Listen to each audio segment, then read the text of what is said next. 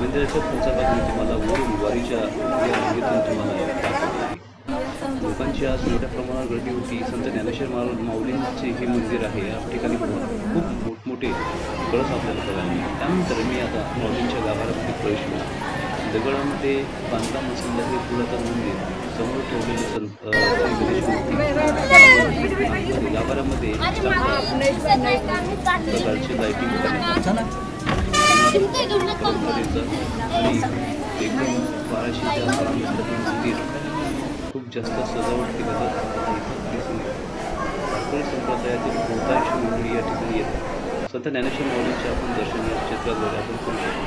इथं फोटो काढायला अलाउड नसल्यामुळं तरी पण मी इतर घेऊन शकतो.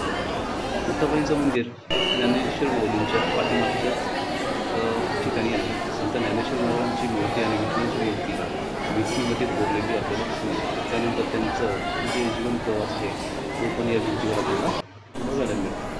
त्यानंतर मित्रांनो, श्री सिद्धेश्वर मंदिर ज्या ठिकाणी संजीव समाधीकडे जाण्याचा रस्ता आहे या ठिकाणीच आपलं दिसतं. सिद्धेश्वर महादेवाचं मंदिर आहे आणि हा जो नंदी आहे या खालूनच संत ज्ञानेश्वर महाराजांकडे जाण्याचा एक भुई घराचा रस्ता आपल्याला इथं दिसून येतो, पण तो आता सध्या बंद केलेला आहे. संत ज्ञानेश्वर महाराजांनी संत एकनाथ महाराजांना स्वप्नामध्ये दृष्टांत दिला होता की माझ्या संजीव समाधीस्थळी माझ्या पायाला आणि माझ्या चेहऱ्याजवळ वृक्षाची जी मुळं असते ती मला त्रास देते. त्यानंतर त्यांनी इथे पोहोचून इंद्रायणी काठी समाधी शोधून काढली आणि या ठिकाणीच नंदीचं भक्ती केलं. आता इथं ऑनलाईन सुविधा पण केल्यात आलेल्या आहे. इथं मोठमोठ्या प्रकारे टी व्ही लावण्यात आलेला आहे, जेणेकरून आपण बाहेरून पण वेगवेगळ्या प्रकारे आपण इथून दर्शन घेऊ शकतो. समोर पिंपळाचे झाड आहे आणि वारीचा रस्ता पण खूप मोठा आहे. आज गर्दी कमी आहे आणि इथं लिहिलेलं आहे अजान वृक्ष. अजान वृक्षाची मुळं संत ज्ञानेश्वर माऊलींच्या चेहऱ्याजवळ जाऊन थांबली होती. त्यामुळं संत एकनाथ महाराजांनी ते तिथं समाधीमध्ये प्रवेश करून 2 दिवस त्यांचं संभाषण संत ज्ञानेश्वर माऊलीसोबत चाललं होतं. मुळी कापून परत ती समाधी जशी तशी बंद करून आजपर्यंत ती समाधी कोणीही उघडलेली नाही आहे. या मंदिराचं बांधकाम संत तुकाराम महाराज यांनी स्वतःच्या बळावर केलं होतं. या ठिकाणी वारकरी संप्रदायाचे लोक ज्ञानेश्वरी पडण्यासाठी इथं खूप मोठ्या प्रमाणात बसतात. या ठिकाणी अजनवृक्षाची खूप मोठे झाड आहे, पिंपळ आहे या ठिकाणी, आणि समोर चित्रामध्ये सुवर्ण पिंपळ म्हणून दिलेलं आहे. आणि या ठिकाणी संत ज्ञानेश्वर महाराजांच्या आई या इथं दर्शन करतात. यानंतर इथं भजन मंडप आहे. या ठिकाणी मोठ्या प्रमाणात दूरदर्शन पण आपण या ठिकाणी घेऊन जाऊ शकतो. ते संत ज्ञानेश्वर महाराज संजीवन समाधीचं दर्शन घेतल्यानंतर आता मी बाहेर आलेलो आहे. या ठिकाणी खूप मोठ्या प्रमाणावर अलाउड गर्दी आपल्याला इथं दिसून आली. त्यानंतर माझी चप्पल इथं स्टँड नसल्यामुळे मी बाहेर ठेवली होती, पण मला इथं थोडा चप्पल सापडण्यासाठी थोडासा त्रास व्हावा लागला, पण मी नंतर माझी चप्पल शोधून काढली. आता हे जे गेट आहे हे खूप पुरातन आहे आणि पुरातन असल्यामुळं या ठिकाणी लोकांची गर्दी आपल्याला बघायला मिळते. आणि संजीवन समाधी झाल्यानंतर मी आता सध्या मोठ्या गेटवर तुम्हाला चित्रांद्वारे दाखवत आहे.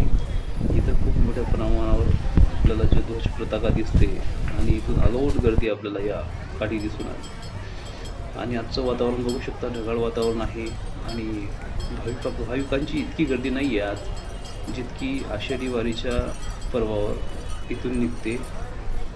तरी इथं भरपूर लोक अभ्यंग स्नान करतात आणि माऊलींना किंवा अर्पण करतात. आपण बघू शकता चित्रांद्वारे इथं मोठ्या जुन्या परंपरेने बांधलेलं हे माऊलींचं संस्थान आहे. या ठिकाणी खूप मोठ्या प्रमाणावर समाधी आपल्याला इथं दिसायला भेटतो. आपण या ठिकाणी भाविकांची गर्दी, वयस्कर माऊली, वारकरी संप्रदायाचे भरपूर लोक या ठिकाणी शिकून जातात. या ठिकाणी वारकरी संप्रदायासाठी मोठमोठ्या संस्था आहेत.